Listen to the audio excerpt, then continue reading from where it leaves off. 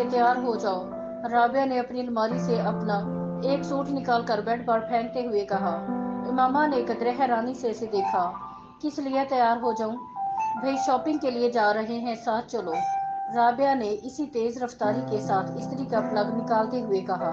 नहीं, मुझे कहीं नहीं जाना। इसने एक बार फिर अपनी आंखों पर अपना बाजू रखते हुए कहा। वो अपने बिस्तर पर लेटी हुई थी। क्या मतलब है, मुझे कहीं नहीं जाना? तुमसे पूछ कौन रहा है? तुम्हें बता रहे हैं और मैंने बता दिया है, मैं कहीं नहीं जा रही। उसने आंखों से बाजू हटाए बगैर कहा। ज़ैनब भी चल रही है हमारे साथ। पूरा ग्रुप जा रहा है, फिल्म भी देखेंगे वापसी पर। राबिया ने पूरा प्रोग्राम बताते हुए कहा। मामा ने एक लहजा के लिए अपनी आंखों से बाजू हटाकर इसे देखा। ज़ैनब भी जा रही है? हाँ, ज़ैनब को हम रास्ते से पिक करेंगे। मामा किसी सोच में डूब गई। तुम बहुत डल होती जा रही हो मामा। राबिया ने कदरे नाराजगी के साथ तबसरा किया। हमारे साथ कहीं आना जाना ही छोड़ दिया है तुमने। आखिर होता क्या जा रहा है तुम्हें? कुछ नहीं, बस मैं आज कुछ थकी हुई हूँ, इसलिए सोना चाह रही हूँ।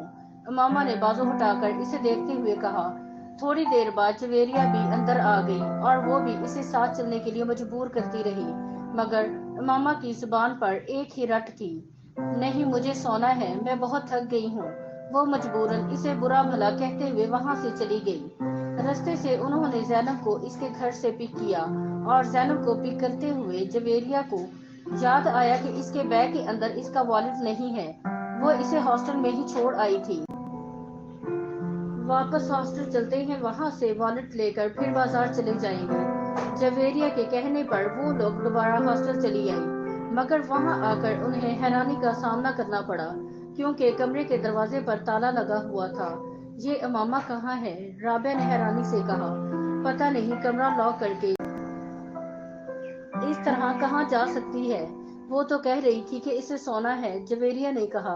हॉस्टल में तो किसी के रूम में नहीं चली गई। राबिया ने ख्याल जाहिर किया। वो दोनों अगले कई मिनट अनवाकिफ लड़कियों के कमरों में जाती रही, जिनसे इनकी हेलो हाय थी, मगर अमामा का कहीं पता नहीं चला। कहीं हॉस्टल से बाहर तो नहीं गई। राबिया को अचानक ख्याल आया। आओ वार्डन से पूछ लेते हैं, जवेरिया ने कहा। वो दोनों वार्डन के पास चली आई। हाँ अमामा, अभी कुछ देर पहले गई है, वार्डन ने इनकी इंक्वायरी पर बताया। जवेरिया और राबिया एक दूसरे का मुंह देखने लगी। वो कह रही थी शाम को आएगी, वार्डन ने इन्हें मजीद बताया। वो दोनों वार्डन के कमरे से निकल आई। ये गई कहाँ है? हमारे साथ तो जाने से इनकार कर दिया था कि सोना है और वो थकी हुई है और इसकी तबीयत खराब है, और अब इस तरह गायब हो गई है। राबिया ने उलझे हुए अंदाज में कहा। रात को वो कदरे लेट वापस आई और जिस वक्त वो वापस आई अमामा कमरे में मौजूद थी। उसने मुस्कुराते हुए इन दोनों का इस्तकबाल किया। लगता है खासी शॉपिंग की है आज। उसने उन दोनों के हाथों में पकड़े हुए शॉपर्स को देखते हुए कहा। उन दोनों ने इसकी बात के जवाब में कुछ नहीं कहा, बस शॉपर्स रखकर इसे देखने लगी। तुम कहाँ गई थी? जवेरिया ने उससे पूछा। मामा को जैसे एक झटका लगा। मैं अपना वॉलेट लेने आई थी। तो तुम यहाँ नहीं थी? कमरा लॉक था, जवेरिया ने इसी अंदाज में कहा। मैं तुम लोगों के पीछे गई थी। क्या मतलब? जवेरिया ने कुछ ना समझने वाले अंदाज में कहा। तुम्हारे निकलने के बाद मेरा इरादा बदल गया था। मैं यहाँ से ज़ैनब की तरफ गई क्योंकि तुम लोगों को इसे पिक करना था, मगर इसके चौकीदार ने बताया कि तुम लोग पहले ही वहाँ से निकल गए हो। फिर मैं वहाँ से वापस आ गई, बस रास्ते में कुछ किताबें ली थी मैंने। इमामा ने कहा, देखा, तुमसे पहले कहा था कि हमारे साथ चलो, मगर उस वक्त तुमने फौरन इनकार कर दिया। बाद में बेवकूफों की तरह पीछे चल पड़ी। हम लोग तो मशकूक हो गए थे तुम्हारे बारे में। राबिया ने कुछ इत्मीनान से एक शॉपर खोलते हुए कहा। अमामा ने कोई जवाब नहीं दिया। वो सिर्फ मुस्कुराते हुए उन दोनों को देखती रही। वो दोनों अब अपने शॉपर खोलते हुए खरीदी हुई चीजें इसे दिखा रही थी। तुम्हारा नाम क्या है? पता नहीं। माँ बाप ने क्या रखा था? ये माँ बाप से पूछे। खामोशी। लोग किस नाम से पुकारते हैं तुम्हें? लड़के या लड़कियां? लड़के बहुत सारे नाम लेते हैं। ज्यादातर कौन सा नाम पुकारते हैं? Daredevil. खामोशी।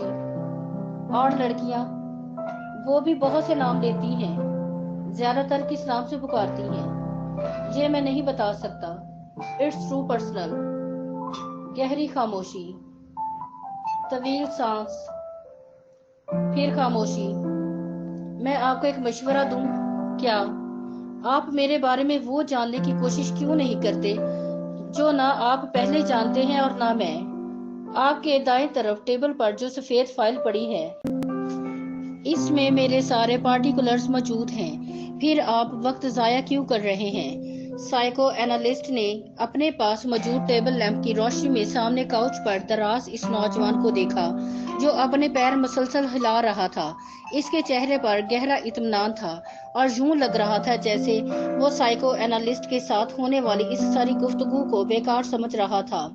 कमरे में मौजूद ठंडक, खामोशी और नीम तारीकी ने इसके असाब को बिल्कुल मुतासर नहीं किया था। वो बात करते हुए वक्तन फवक्तन कमरे में चारों तरफ नजरें दौड़ा रहा था। साइको एनालिस्ट के लिए सामने लेटा हुआ नौजवान एक अजीब केस था। वो फोटोग्राफिक मेमोरी का मालिक था। इसका आईक्यू लेवल 150 की रेंज में था। वो through out outstanding academic record रखता था। वो गोल्फ में प्रेसिडेंट्स गोल्ड मेडल 3 बार जीत चुका था और वो तीसरी बार खुदकुशी की नाकाम कोशिश करने के बाद इसके पास आया था। उसके वालिदैन ही उसे इसके पास लेकर आए थे और वो बेहद परेशान थे। वो मुल्क के चंद बहुत अच्छे खानदानों में से एक से ताल्लुक रखता था। ऐसा खानदान जिसके पास पैसे की भरमार थी। 4 भाइयों और एक बहन में वो चौथे नंबर पर था। 2 भाई और एक बहन इससे बड़े थे। अपनी जहानत और काबिलियत की वजह से वो अपने वालिदैन का बहुत ज्यादा चहेता था। उसके बावजूद पिछले 3 साल में उसने 3 बार खुदकुशी की कोशिश की। पहली दफा उसने सड़क पर बाइक चलाते हुए 1 वे की खिलाफ वर्जी की और बाइक से हाथ उठा लिया। इसके पीछे आने वाले ट्रैफिक कांस्टेबल ने ऐसा करते हुए उसे देखा था।